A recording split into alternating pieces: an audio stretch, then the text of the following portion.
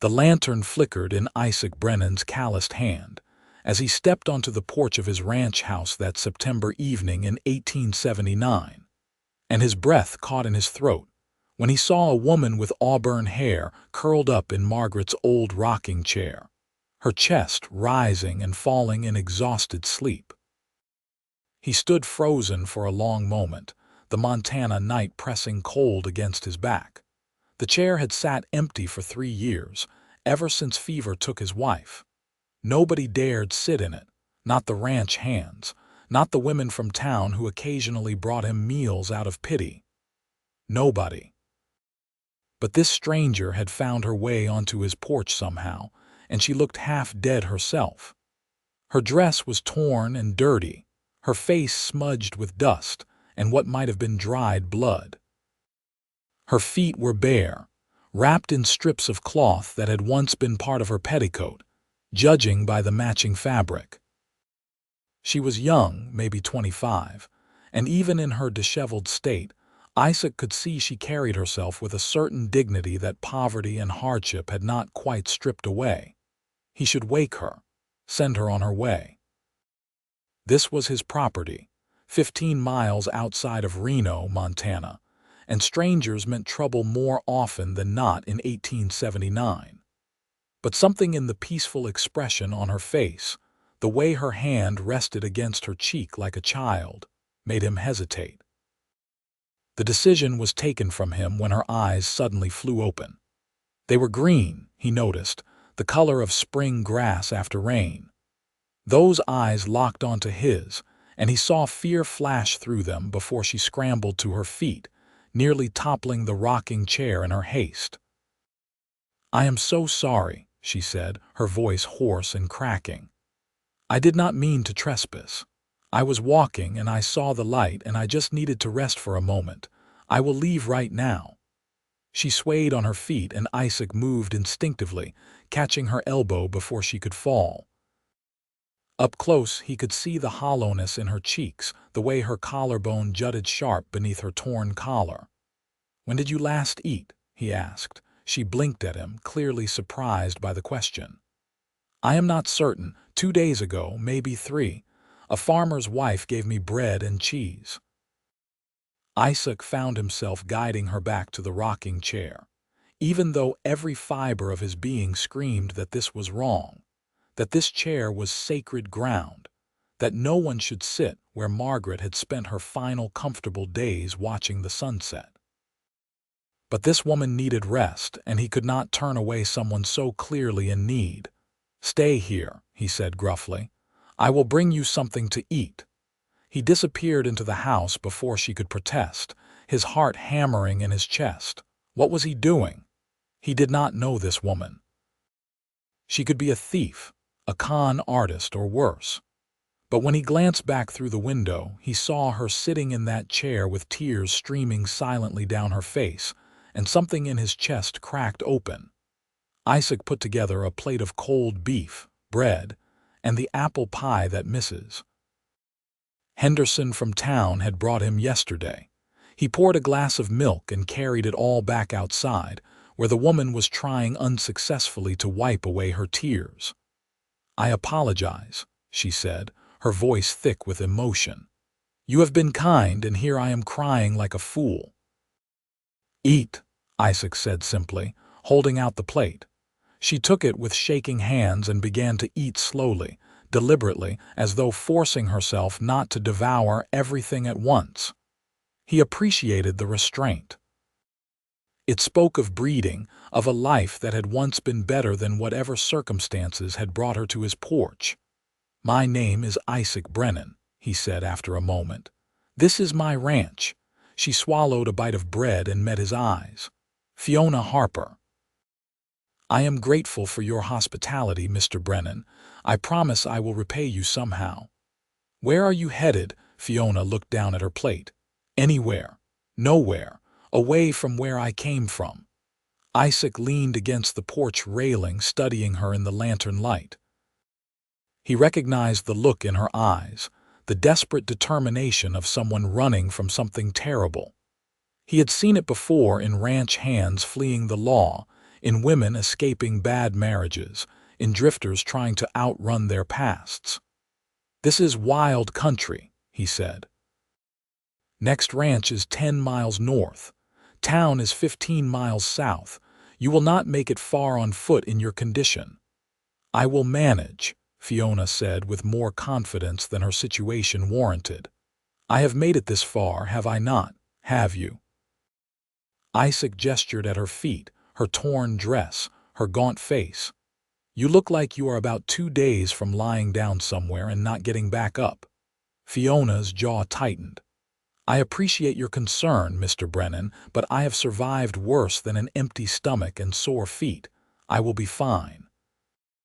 There was steel in her voice that Isaac respected, but it did not change the facts. If he sent her back out into the Montana wilderness in her condition, she would likely die. The nights were getting colder as September wore on, and winter came early this far north. "I have a proposition," he heard himself say, surprising himself as much as her. "I need help around the ranch, cooking, cleaning, mending. My wife used to handle those things, but she passed 3 years ago. The hands and I have been making do, but it is not ideal. You stay and work for room and board until you are strong enough to move on, or until you decide where you want to go." Fiona stared at him, suspicion and hope warring in her expression. "Why would you help me? You do not know me." "No, I do not," Isaac agreed. "But I know what it is like to feel lost. And I know that good people sometimes end up in bad situations through no fault of their own. Are you running from the law? No. Did you steal anything? No. Are you married?" Fiona hesitated for just a moment before shaking her head. "I was." "He died." The simple words carried a weight of pain that Isaac recognized all too well. "Then we have something in common. We have both lost people. We both know what it is like to have a hole in our lives that nothing seems to fill." Fiona finished the last of her meal and set the plate down carefully on the porch boards. She looked out at the dark expanse of the ranch, the mountains looming in the distance like sleeping giants, and Isaac could see her weighing her options. Finally, she turned back to him. "I accept your offer, Mr. Brennan. Thank you." Isaac nodded, relief flooding through him for reasons he did not fully understand. "There is a small room off the kitchen. It is not much, but it has a bed and a stove. You can stay there. I will wake you in the morning, and we will discuss your duties." He showed her inside, acutely aware that no woman had crossed this threshold since Margaret died. The house felt different with Fiona in it, as though her presence had disturbed dust that had been settling for 3 years. He led her to the small room that had once been a storage space, but that Margaret had converted into a sewing room in the last year of her life. "There should be blankets in the chest," Isaac said, lighting the small lamp on the table. "If you need anything, I am just upstairs." Fiona looked around the simple room, and something in her expression softened. "This is more than I have had in a long time, Mr. Brennan. Thank you." Isaac left her there and climbed the stairs to his own room, but sleep eluded him. He lay awake listening to the sounds of the house, which seemed louder now that someone else was in it. He thought about Margaret, about the way she used to hum while she worked, about how the house had felt alive when she was in it. He thought about the rocking chair on the porch and how Fiona had looked curled up in it, vulnerable and exhausted. What had he done, inviting a stranger into his home? But even as the question formed, he knew the answer. He had done what Margaret would have wanted him to do. She had never been able to turn away someone in need, and apparently, neither could he. Morning came with the crow of the rooster and the lowing of cattle waiting to be fed. Isaac rose, dressed, and headed downstairs, half expecting to find that Fiona had vanished in the night like a ghost. But when he entered the kitchen, she was already there, stoking the fire in the stove with practiced efficiency. She had washed her face and hands, and her hair was pulled back in a simple braid.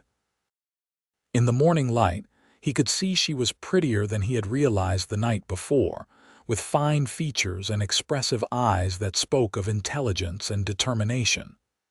"I hope you do not mind," Fiona said when she noticed him. "I found the coffee and thought I would make breakfast." "It is the least I can do after your kindness." Isaac was not sure what to say. The kitchen had been his domain for 3 years, a place of simple bachelor meals and lonely coffee. Having someone else cooking in it felt strange, like wearing a shirt that did not quite fit. "That would be fine," he managed. Fiona moved through the kitchen with the confidence of someone who knew her way around a stove. She found eggs, bacon, and potatoes without asking and set to work preparing a meal that soon filled the house with smells Isaac had almost forgotten. His stomach growled in appreciation. "You are a good cook," he said when they sat down to eat.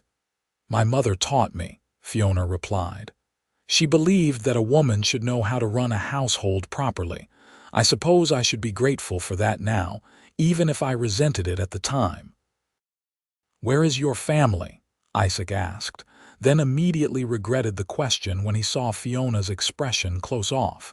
"Dead or scattered," she said simply. "There is no one left who would care to hear from me." They ate in silence for a while, and Isaac tried to think of something to say that would not sound foolish or intrusive. He was not good at talking to people, especially women. Margaret had always been the social one, able to put anyone at ease with her warm smile and gentle manner. He was just a rancher who preferred the company of horses and cattle to most humans. "Tell me about the ranch," Fiona said finally, breaking the awkward silence. "How long have you been here?" Isaac relaxed slightly. The ranch was safe territory. 10 years. "I bought the land and built the house with my own hands. My wife and I planned to raise cattle and horses, build something that would last. We were going to have children, fill this house with noise and laughter." He stopped, surprised at how much he had revealed. "But she died," Fiona said softly. "It was not a question. Fever. 3 years ago. One day she was fine and 3 days later she was gone. The doctor said there was nothing anyone could have done." "I am sorry," Fiona said, and the sincerity in her voice made Isaac look up at her. "Losing someone you love is like losing a part of yourself. It never quite heals properly, does it?" "No," Isaac agreed. "It does not." They finished breakfast, and Isaac showed Fiona around the ranch. He introduced her to his 2 ranch hands, Tom and Pete, grizzled men in their 50s who had been with him for 6 years. They tipped their hats respectfully to Fiona, but said little, and Isaac could see the questions in their eyes. He would answer those questions later, when Fiona was not around to hear. The ranch consisted of 200 acres of grazing land, a barn, a stable, and various outbuildings. Isaac ran about 50 head of cattle and bred horses, which provided a decent living if you were willing to work hard and accept the uncertainties of weather and markets. It was a good life, or it had been when Margaret was alive. Now it was just work, a way to fill the days and tire himself enough to sleep at night. Fiona listened intently as Isaac explained the daily routine and what he would need from her. Cooking for him in the hands, keeping the house clean, mending clothes and linens, tending the small vegetable garden that had gone wild since Margaret died. She agreed to everything without complaint, and Isaac found himself impressed by her willingness to work. The days that followed fell into a rhythm. Fiona rose early, cooked breakfast, cleaned the house, prepared lunch and dinner, and somehow found time to start bringing order to the neglected parts of the homestead. She worked quietly and efficiently, never asking for help, never complaining about the endless tasks. Isaac found himself watching her more than he should. The way she hung laundry on the line, her movements graceful despite the mundane task. The way she hummed while she cooked, a habit that reminded him painfully of Margaret.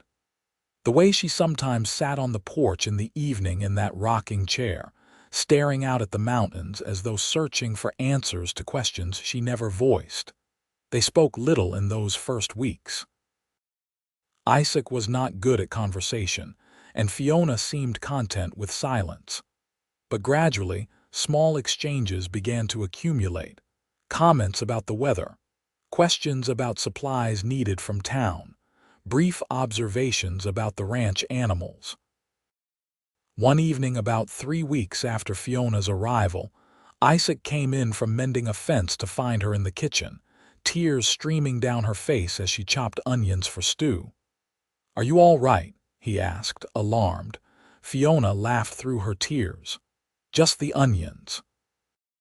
They are stronger than I expected." But Isaac suspected there was more to it than that.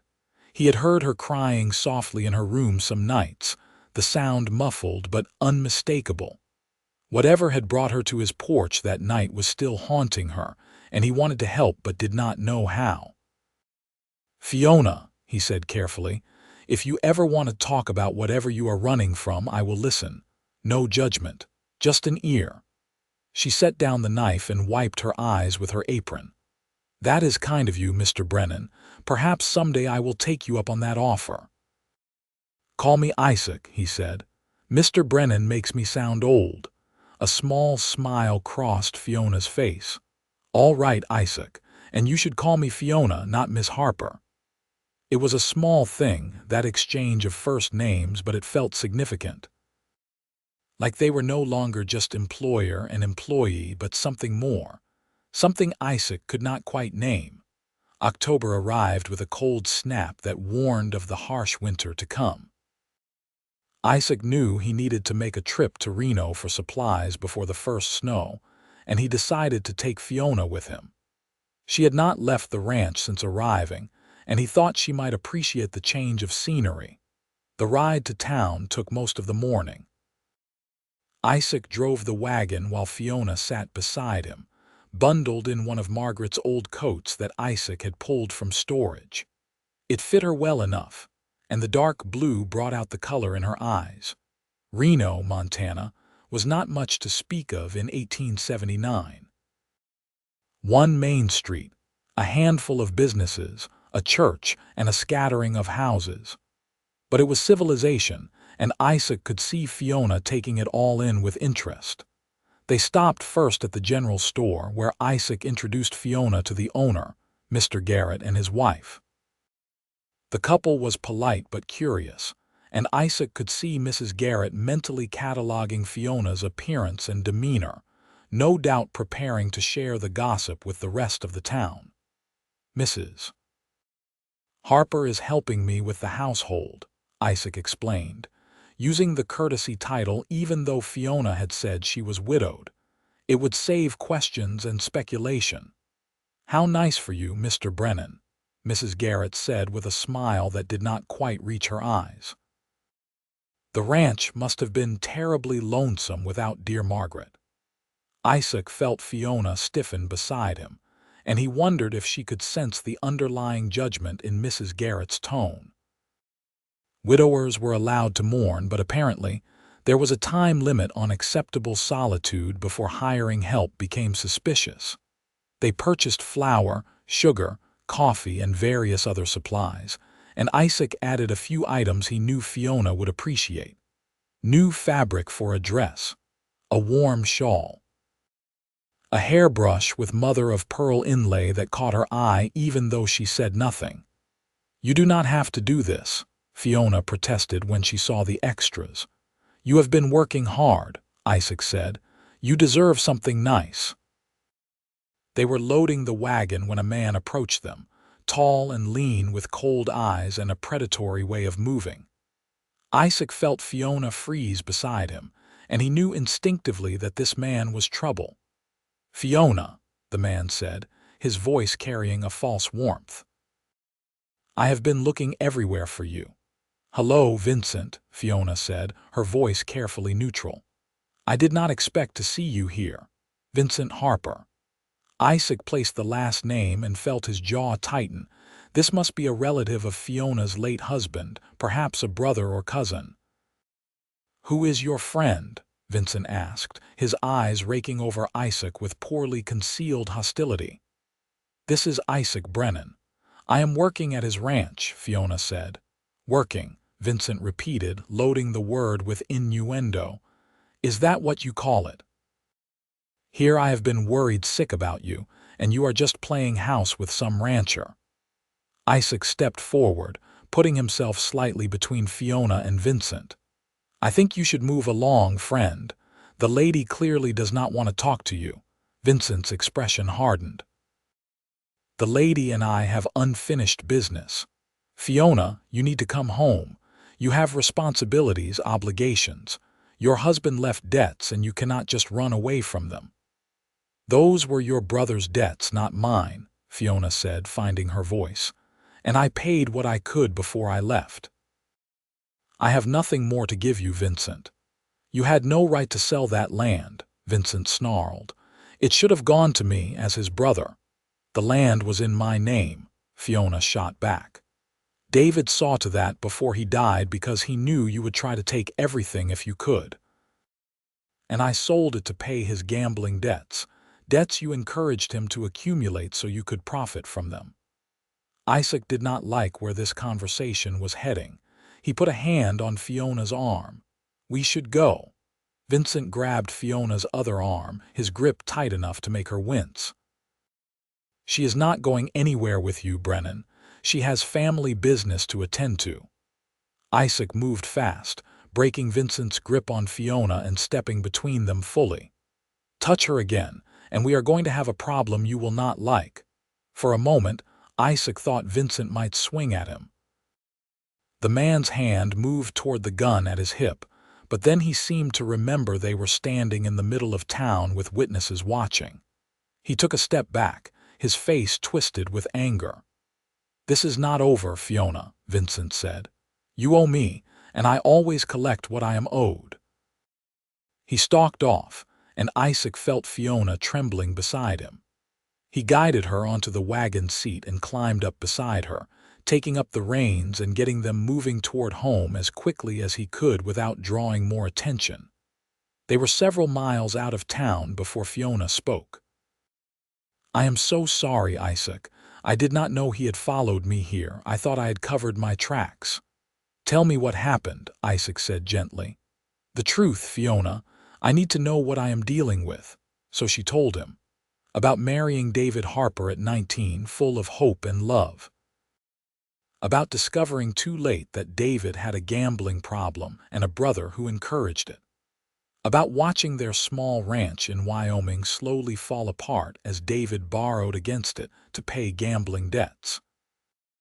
About David's death 2 years ago in a riding accident, leaving her with nothing but debts and a brother-in-law who thought he owned her. "Vincent wanted me to marry him," Fiona said, her voice barely above a whisper. "He said it was the only way to settle the family obligations. But I could not do it, Isaac. He is a cruel man, and I knew if I married him I would never be free.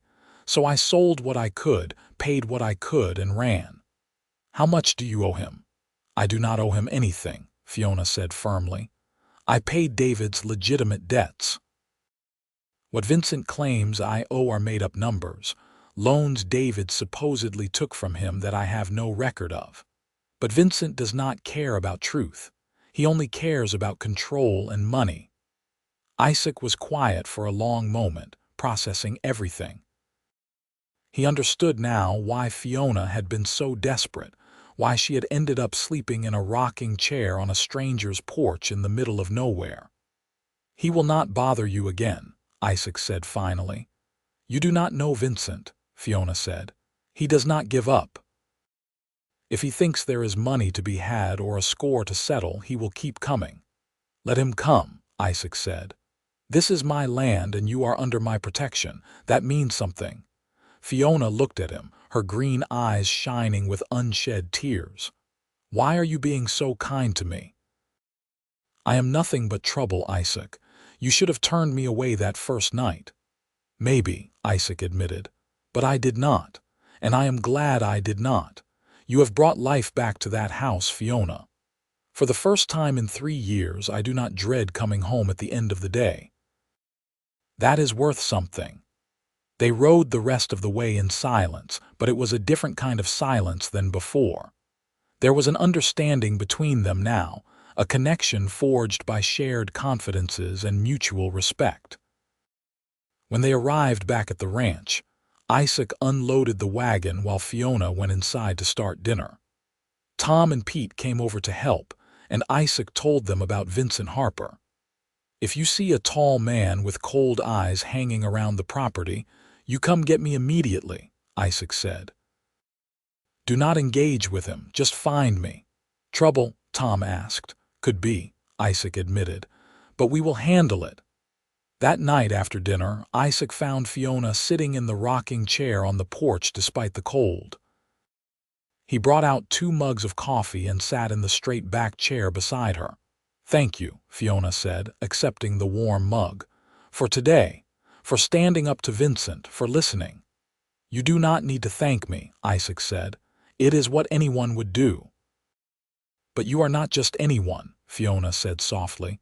You are a good man, Isaac Brennan. Your wife was lucky to have you. I was the lucky one, Isaac said. Margaret was the best person I ever knew. When she died, I thought that was it for me. I thought I would just work this ranch until I died, and that would be the end of my story. And now? Fiona asked. Isaac looked at her, really looked at her, and realized with a start that something had changed. When had he started looking forward to seeing her in the morning? When had her humming in the kitchen become his favorite sound? When had the thought of her leaving become unbearable? Now I am not so certain, he admitted. Fiona held his gaze, and in the dim light from the house, Isaac could see emotions flickering across her face. Fear, hope, desire, uncertainty. It was like looking in a mirror. I should probably go to bed, Fiona said, but she made no move to get up.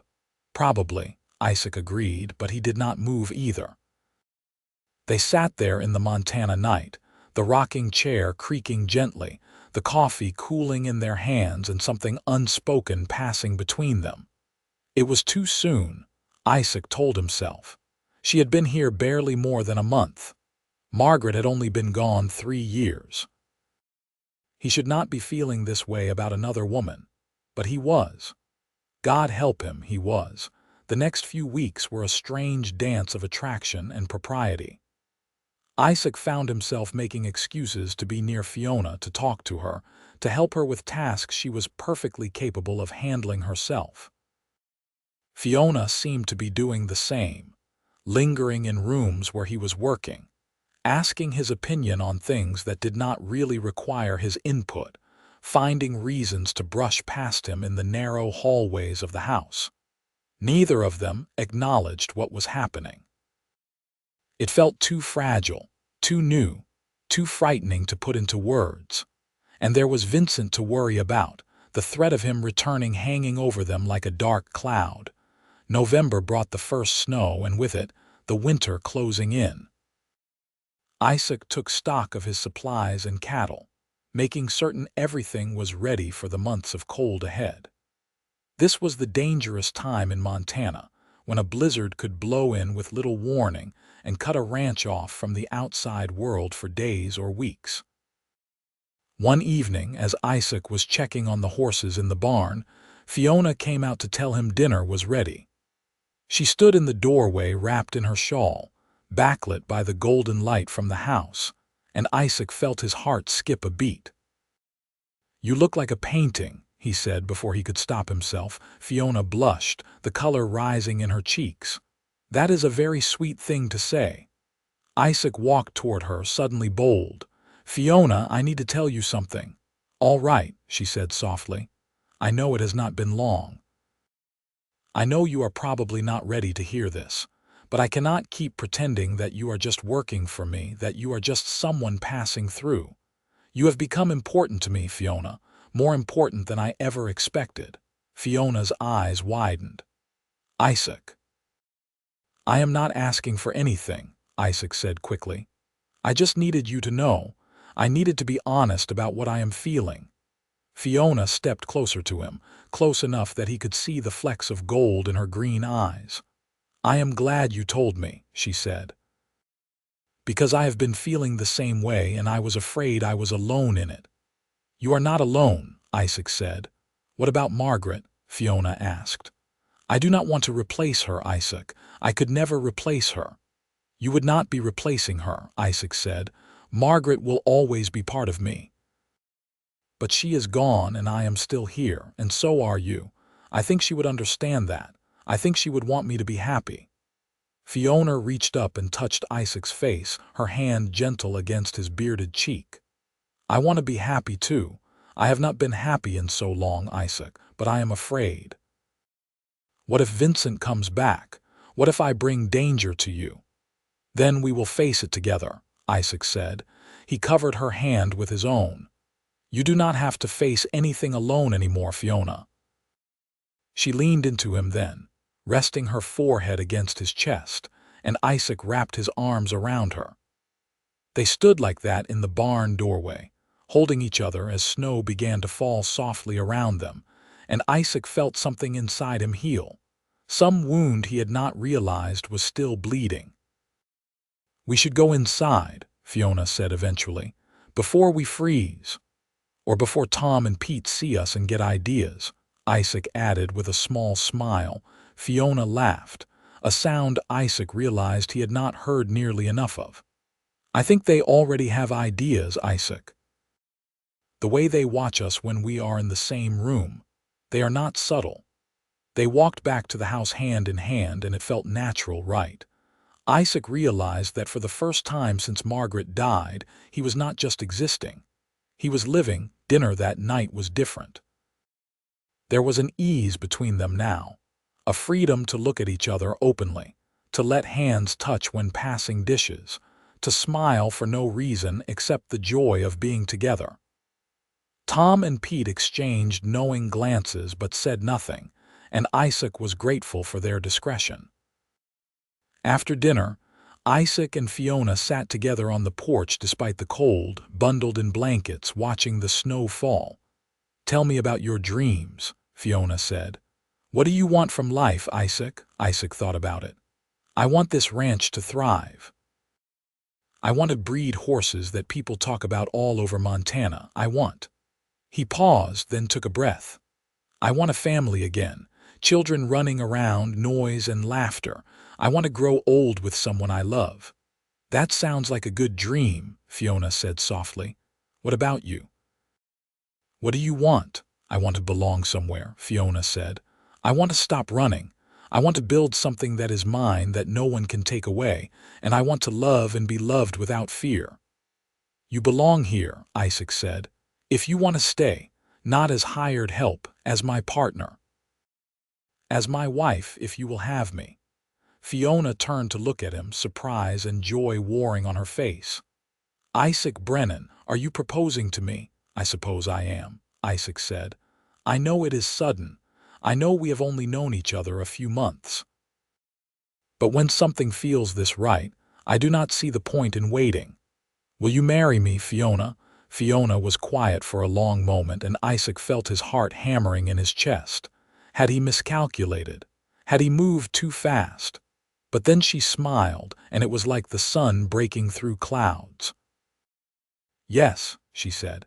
"Yes, I will marry you." Isaac pulled her close and kissed her, and it was sweet and gentle and filled with promise. When they finally pulled apart, both of them were smiling like fools. "We should do it soon," Fiona said, "before winter makes travel impossible.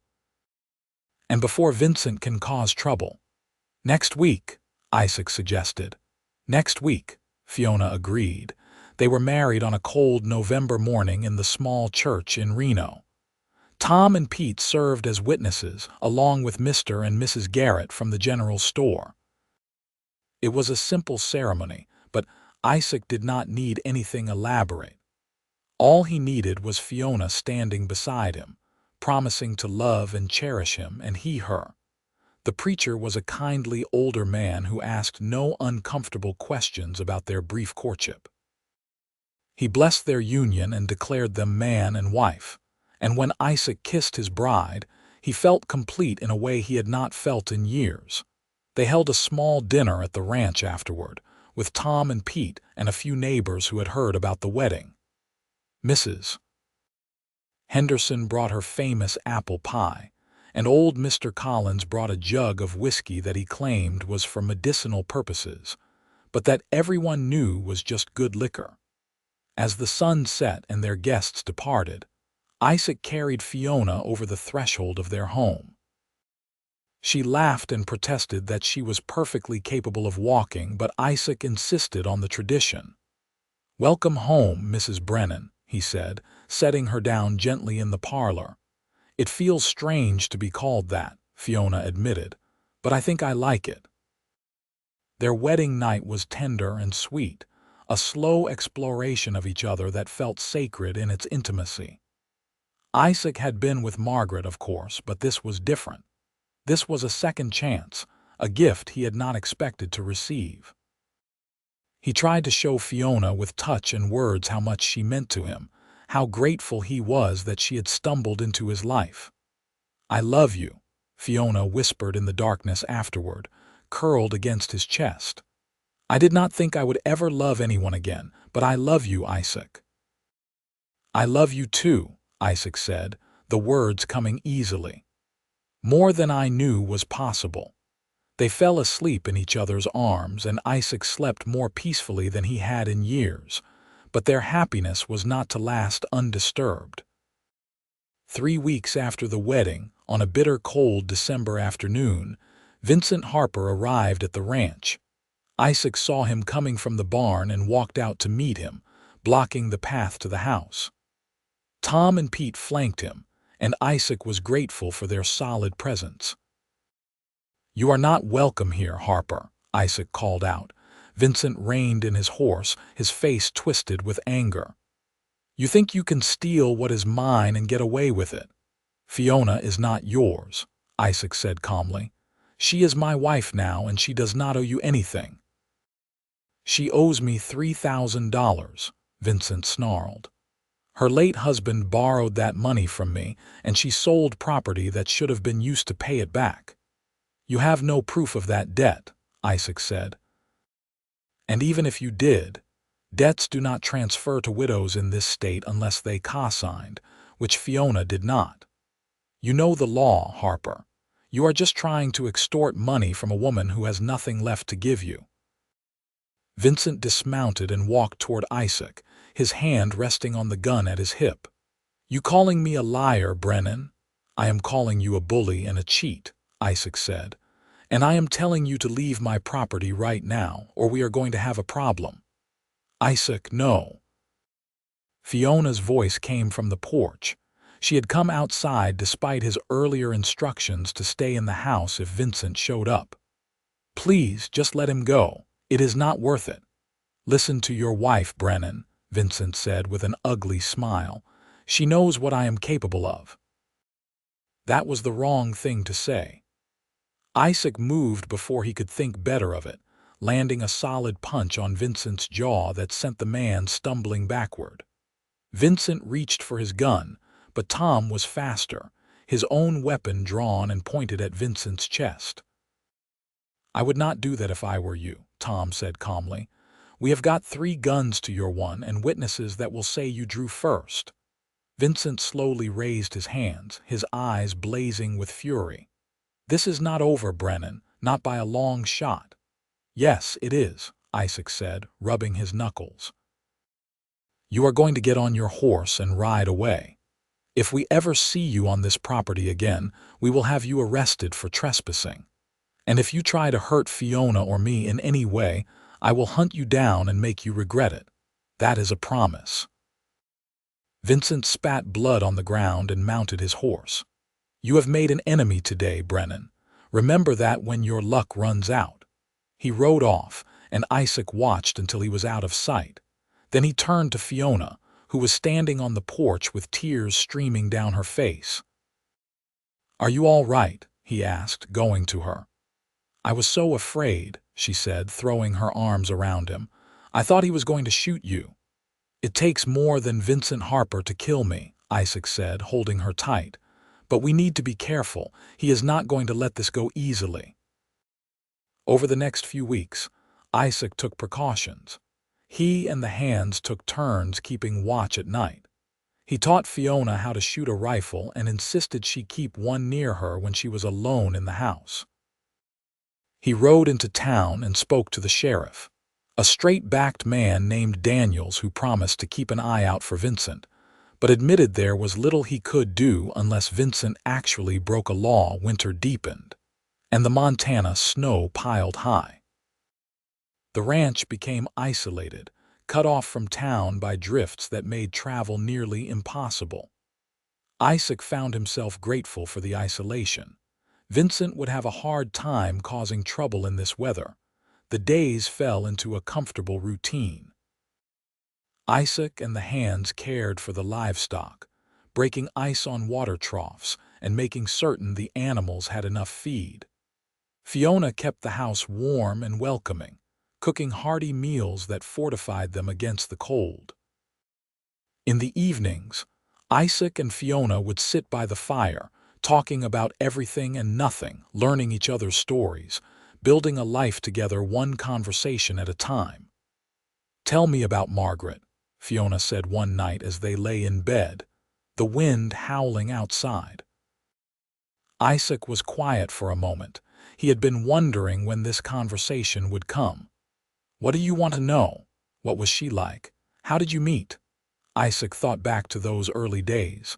She was the daughter of a merchant in Virginia City.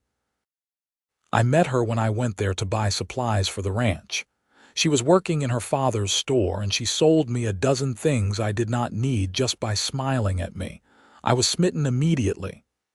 "That is sweet," Fiona said, smiling in the darkness. "She was kind," Isaac continued. "Endlessly patient with me when I was being stubborn, which was often. She loved this land, loved the wide open spaces and the mountains. She talked about filling the house with children, about building a legacy here." "You still miss her?" "Every day," Isaac admitted, "but it is different now. The grief is not as sharp as it once was, and I have you now. That does not erase Margaret, but it gives me something to look forward to instead of just looking back." Fiona was quiet, and Isaac wondered if he had said the wrong thing. But then she kissed him, soft and gentle, and he knew she understood. "I hope I can give you those children she dreamed of," Fiona whispered. "I hope I can make you as happy as she did." "You already make me happy," Isaac said. "Everything else is just a bonus." Christmas came, and Isaac surprised Fiona with gifts he had hidden away. A new dress made from the fabric he had bought in town, a locket with his picture inside, a book of poetry that the merchant had assured him was very popular with ladies. Fiona gave him a new shirt she had sewn by hand, embroidered with his initials on the cuff.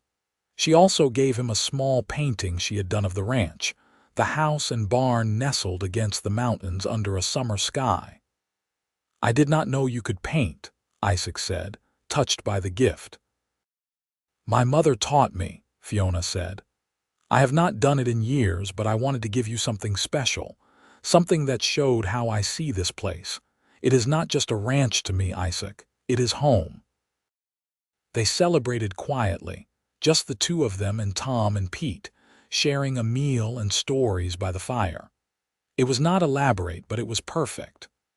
Isaac looked around at the warm house, the good food, the people he cared about, and felt a contentment he had thought lost forever. January brought a brief thaw and then more snow. February was brutal, with temperatures so cold that even stepping outside felt dangerous. But the house was warm and the livestock survived, and Isaac counted his blessings. In March, Fiona discovered she was pregnant. She told Isaac one morning over breakfast, her face glowing with joy and nervousness. "Are you happy?" she asked. "I know it is soon." Isaac pulled her into his arms, his heart so full he thought it might burst.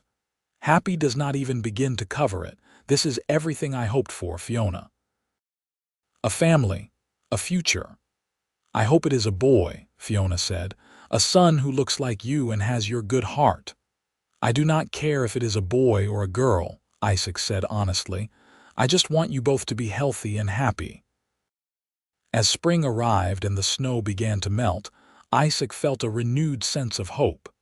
The cattle had made it through the winter. The horses were healthy and frisky. His wife was carrying his child. Life was good.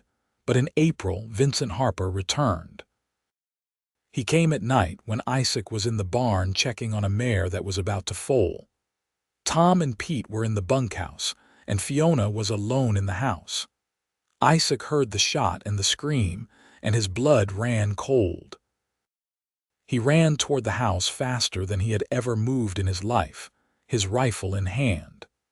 He burst through the door to find Vincent holding Fiona by the arm, a gun pressed to her side. The window was broken, and Isaac realized Vincent had shot it out to get inside. "Let her go," Isaac said, his voice deadly calm even as his heart hammered. "You took everything from me," Vincent said, his eyes wild. "My brother's legacy, the money that should have been mine, and then you humiliated me in front of your men. Now you are going to pay." "This has nothing to do with Fiona," Isaac said. "She did not take anything from you. Your brother made bad choices, and you are trying to blame her for it." "She should have married me," Vincent said. "She should have honored her husband's memory by taking care of his family. But she ran away and played whore with you instead." Isaac saw red, but he forced himself to stay calm. "You are making a mistake, Harper. There are 3 armed men on this property, and you are not walking away from this if you hurt my wife." "I do not care," Vincent said. "If I cannot have what I am owed, then you cannot have what you stole." He cocked the hammer on his gun, and Isaac knew he had seconds to act. He fired, the shot echoing in the room, and Vincent fell backward, his gun clattering to the floor. Fiona screamed and fell to her knees, her hands instinctively going to her belly. Isaac rushed to her, checking for injuries. "Are you hurt? Did he hurt you?" "I am all right," Fiona said, shaking. I think the baby is fine." Tom and Pete burst through the door, guns drawn. They took in the scene and immediately went to check on Vincent. Tom looked up at Isaac and shook his head. Vincent Harper was dead. The sheriff came the next day to investigate. He took statements from everyone, examined the scene, and ruled it a justifiable killing. Vincent had broken into Isaac's home, threatened his pregnant wife, and pointed a gun at her. Any jury in Montana would call it self-defense, but that did not make Isaac feel better. He had killed a man. Even a man like Vincent Harper, it weighed on him. He kept seeing that moment over and over, the decision to pull the trigger the way Vincent had fallen. "You saved my life," Fiona told him that night as they lay in bed. "You saved our baby's life. You did what you had to do, Isaac." "I know," Isaac said, "but that does not make it easy." "Nothing about this life is easy," Fiona said softly. "But we face it together, remember? Whatever comes, we face it together." Isaac held her close, drawing strength from her presence. She was right. They would get through this, just as they had gotten through everything else. The months that followed were a time of healing. Spring turned to summer and the ranch flourished. Isaac threw himself into his work, breeding horses and improving his herd. Fiona tended the garden and prepared the house for the baby, sewing tiny clothes and blankets with care. In September, exactly 1 year after Fiona had appeared on his porch in Margaret's rocking chair, she gave birth to a healthy baby boy. Isaac held his son for the first time and felt tears streaming down his face. "What should we name him?" Fiona asked, exhausted but glowing. Isaac thought about it. He wanted to honor the past but also look to the future. "What about James? It was my father's name." "James Brennan," Fiona said, testing it out. "I like it. James Isaac Brennan." Their son was a good baby, healthy and strong, with Isaac's dark hair and Fiona's green eyes. Isaac found himself marveling at every tiny detail, the perfect miniature fingers, the way James would grip his thumb with surprising strength, the soft baby sounds he made while sleeping. Fiona was a natural mother, patient and loving even when exhausted from sleepless nights. Isaac did what he could to help, walking James around the house at odd hours, changing diapers, marveling at how something so small could produce so much mess. "Are you happy?" Isaac asked Fiona one night as she nursed James. "Happier than I ever thought possible," Fiona said. "When I ran away from Vincent, I thought my life was over. I thought I would spend the rest of my days just surviving, never really living. But then I found you, or you found me, and everything changed." "I am the one who should be grateful," Isaac said. "You brought light back into this house. You gave me a reason to care about the future again. You gave me a son." "We gave each other a second chance," Fiona said. "That is what love is, Isaac. It is choosing each other every day, building something together that neither of us could build alone. The years that followed were good ones." James grew into a bright, energetic boy who loved the ranch and the animals. When he was 3, Fiona gave birth to a daughter they named Sarah, after Isaac's mother. 2 years after that, another daughter arrived, Catherine, called Cat by everyone who knew her. The ranch prospered under Isaac's careful management. His horses gained a reputation for quality, and buyers came from as far as Wyoming and Colorado to purchase his stock. He hired more hands, built new barns, and expanded his herd. Fiona became known in the community for her kindness and hospitality. She organized church socials, helped new families settling in the area, and became someone people turned to for advice and support. The whispers about her hasty marriage to Isaac had long since faded, replaced by respect and genuine affection. On their 10th anniversary, Isaac took Fiona back to the spot where they had been married in the church in Reno. The children were with Tom and Pete back at the ranch, giving Isaac and Fiona a rare day to themselves. "You remember how nervous you were?" Fiona teased as they stood where they had exchanged vows a decade earlier. "I was terrified," Isaac admitted. "I kept thinking you would realize what a mistake you were making and run away." "I was never going to run," Fiona said. "I was done running the moment I woke up in that rocking chair and saw you standing there with a lantern. I knew then, somehow, that I was exactly where I was supposed to be." "That chair," Isaac said thoughtfully. "I almost got rid of it so many times after Margaret died. It hurt too much to see it empty. But then you came, and suddenly it did not hurt anymore. It was like Margaret was giving me permission to move forward, to be happy again." "I like to think she approves," Fiona said. "I like to think she knows you are happy and that you are being a wonderful father to our children." "I hope so," Isaac said. He pulled Fiona close and kissed her, and it felt as fresh and exciting as their first kiss a decade ago. They walked through town afterward, stopping at the general store where Mrs. Garrett greeted them warmly. She had become a friend over the years, her initial suspicion replaced by genuine fondness for the couple. 10 years, Mrs. Garrett said, shaking her head in wonder. "Seems like just yesterday you were introducing Fiona to us. Look at how much has changed." "For the better," Isaac said, smiling at his wife. On the ride home, Fiona was quiet, and Isaac wondered what she was thinking about. When they were almost back to the ranch, she finally spoke. "Do you ever wonder how different things would have been if I had not stopped at your ranch that night? If I had kept walking all the time," Isaac admitted. "And every time I think about it, I thank God you stopped. I do not know where you would be now, but I know I would still be alone, probably drinking myself into an early grave." "That is a dark thought," Fiona said. "It is the truth," Isaac said. "You saved me, Fiona. Just as much as I saved you, we saved each other." When they arrived home, the children came running out to greet them. James was now 13, already showing signs of the man he would become. Sarah was 10, serious and thoughtful like her mother. Kat was 8, all energy and mischief. "Did you bring us anything from town?" Kat asked immediately. "Catherine Margaret Brennan," Fiona said sternly, though her eyes were twinkling. "Is that any way to greet your parents?" "Sorry," Kat said, though she did not look particularly sorry. "Welcome home. Did you bring us anything?" Isaac laughed and ruffled his youngest daughter's hair.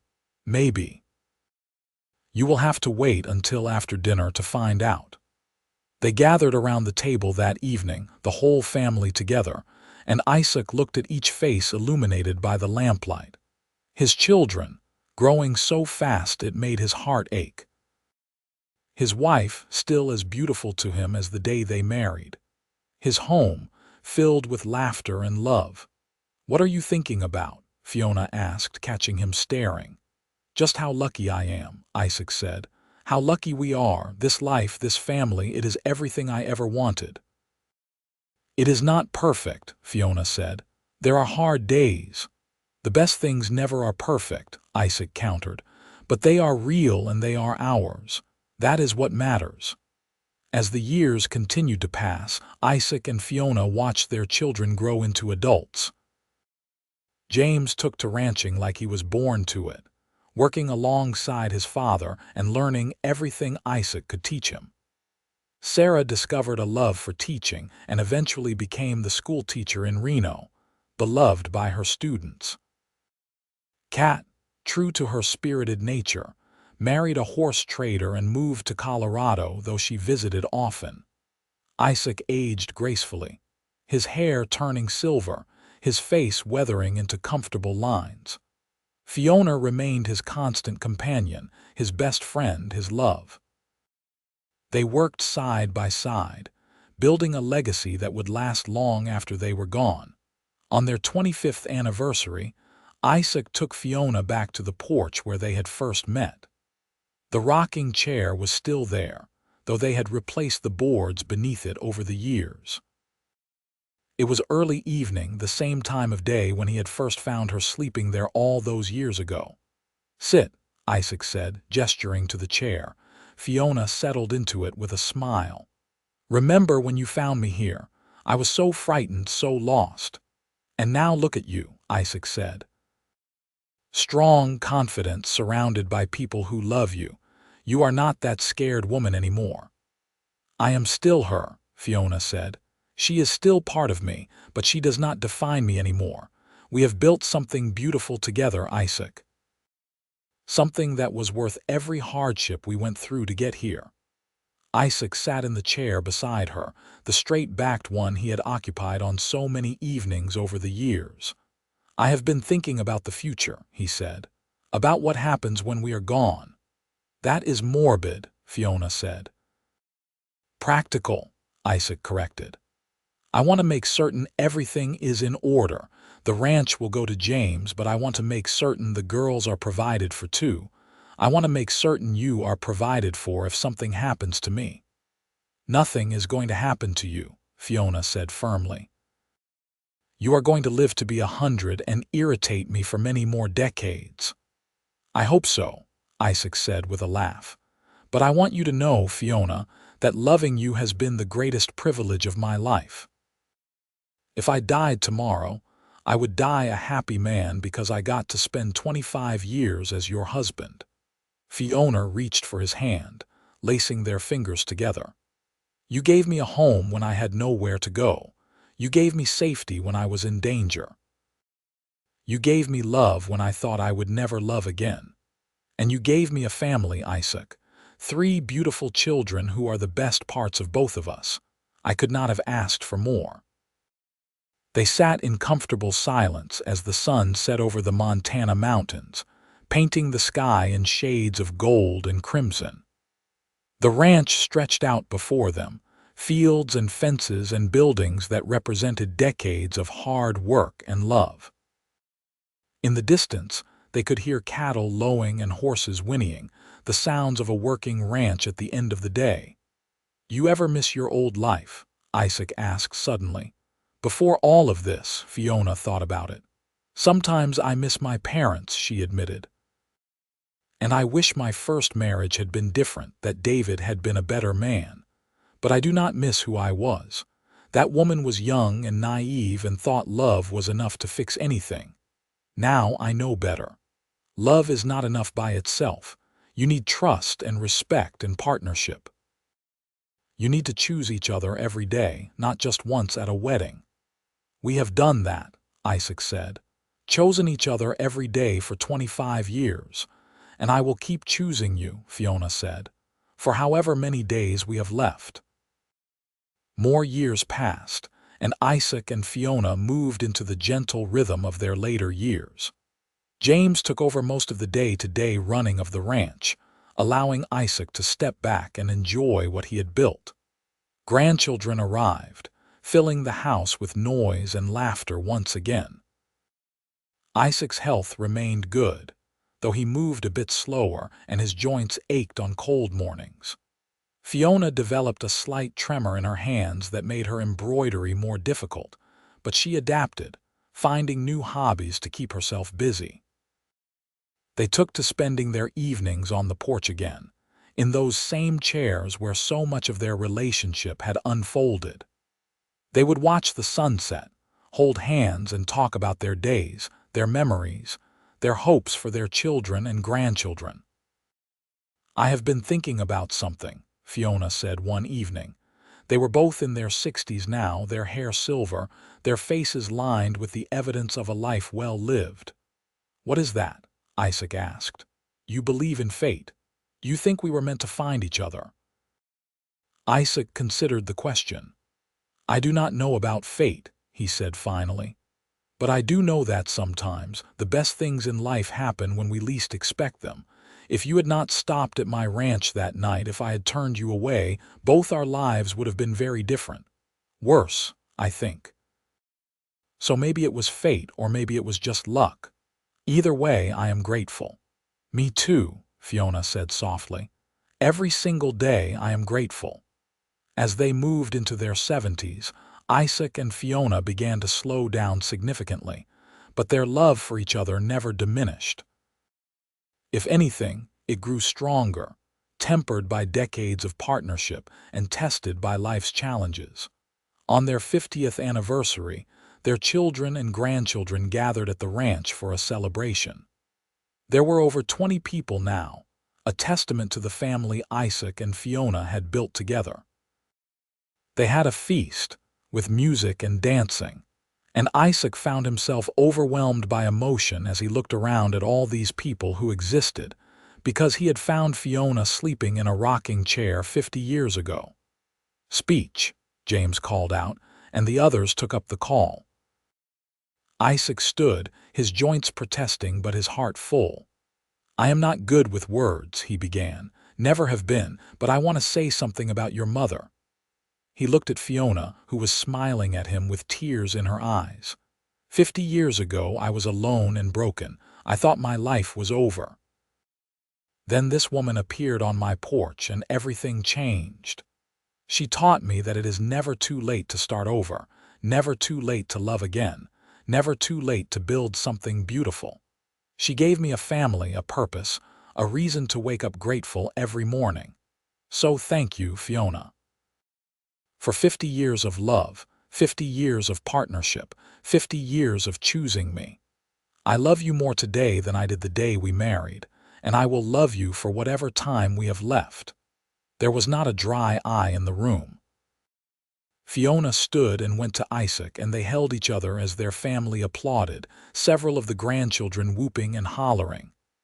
I love you too, Fiona whispered against his chest. My cowboy, my rescuer. My home. The party went late into the night, but eventually everyone settled down. The grandchildren were put to bed in various rooms throughout the house, and the adult children retired to their old rooms or the guest rooms. Isaac and Fiona sat alone on the porch one last time, in those chairs that had seen so much of their life together. 50 years, Isaac said, shaking his head. How did that happen so fast? Time always moves faster when you are happy, Fiona said. That is how you know you have lived a good life, when it feels too short even when it has been long. You have any regrets? Isaac asked. Fiona thought about it. I regret the years I lost with David, wasted on a man who did not appreciate what he had. I regret not being braver sooner. But I do not regret a single moment with you, Isaac. Not one. Good, Isaac said, because I do not regret any of it either. Even the hard parts, even the scary parts. It all led us here, to this porch, to this family, to this life. They sat in silence for a while, watching the stars come out one by one. The Montana sky was vast and clear, and the stars seemed close enough to touch. Promise me something, Fiona said suddenly. Anything, Isaac replied. Promise me that when one of us is gone, the other will keep living. Really living, not just existing. Promise me you will not give up. Isaac squeezed her hand. I promise, but you have to promise me the same thing.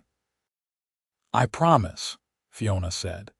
They stayed on the porch until the cold drove them inside, and they went to bed in each other's arms as they had for 50 years. Isaac passed away peacefully in his sleep 2 years later at the age of 77.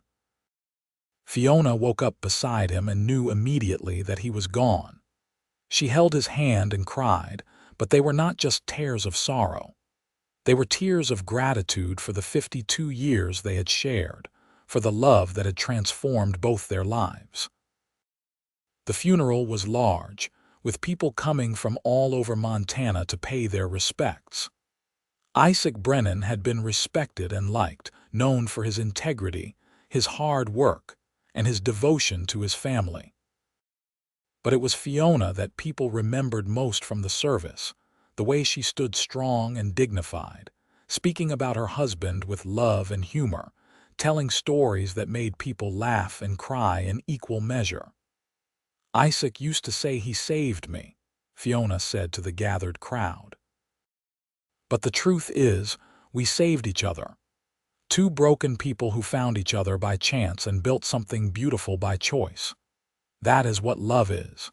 It is choosing each other every single day through good times and bad. And I chose Isaac for 52 years, and I would choose him for 52 more if I could. After the funeral, Fiona returned to the ranch. True to her promise to Isaac, she did not give up. She continued to be active in the community, spending time with her children and grandchildren, tending the garden that had once been wild but that she had brought back to life decades ago. She spent her evenings on the porch in that old rocking chair, watching the sunset and talking to Isaac as though he were still there. And in a way, he was. She felt his presence in the house they had shared, in the land they had worked, in the children they had raised. Fiona lived for another 5 years after Isaac's death, remaining sharp and engaged until the end. When she finally passed, at the age of 81, she went peacefully in her sleep, in the bed she had shared with Isaac for so many years. She was buried beside Isaac on a hill overlooking the ranch, their headstones simple but elegant. The whole family gathered again for her funeral, along with what seemed like half of Montana. People spoke of her kindness, her strength, her grace. But mostly, they spoke of her love for Isaac and his for her, a love story that had become legend in the area. Years later, long after both Isaac and Fiona were gone, their great-grandchildren would sit on that porch in the evening and listen to their grandparents tell the story of how it all began. How a lonely rancher found a desperate woman sleeping in his dead wife's rocking chair and could not turn away. How that moment of compassion had blossomed into love, and how that love had created a family and a legacy that would last for generations. The rocking chair still sat on that porch, weathered by time but still sturdy. No one sat in it much anymore, except on special occasions when someone wanted to feel close to Isaac and Fiona, to the love they had shared, to the life they had built together. And sometimes, on quiet evenings when the wind was just right, you could almost hear the creak of that old rocking chair and the soft murmur of voices. A man and a woman who had loved each other for 52 years, still talking, still choosing each other, even beyond death. Their story became part of the fabric of Montana, a reminder that love could find you when you least expected it, that it was never too late to start over, and that sometimes the best things in life came from taking a chance on a stranger.